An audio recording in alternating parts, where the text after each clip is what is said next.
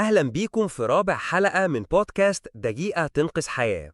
اتكلمنا في الحلقة اللي فاتت عن ترتيب الأولويات، والنهاردة هنتكلم عن إمتى تتدخل وتقدم مساعدة وإمتى ما تتدخلش.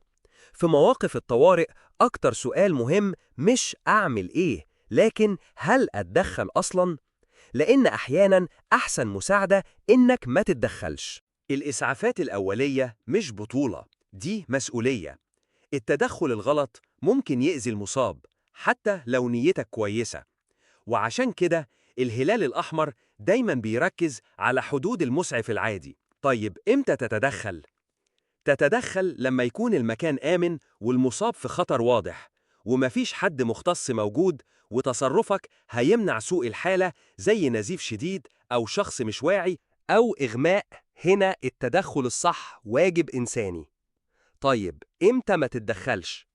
ما تتدخلش لو المكان خطر عليك أو مش فاهم الحالة أو في حد مختص مسيطر على الموقف، أو تحريك المصاب ممكن يضره، وده ممكن نشوفه لو مصاب بيتشنج وبتحاول تمسكه، أو في الحوادث الكبيرة ونلاقي حالات اشتباه كسر في العمود الفقري.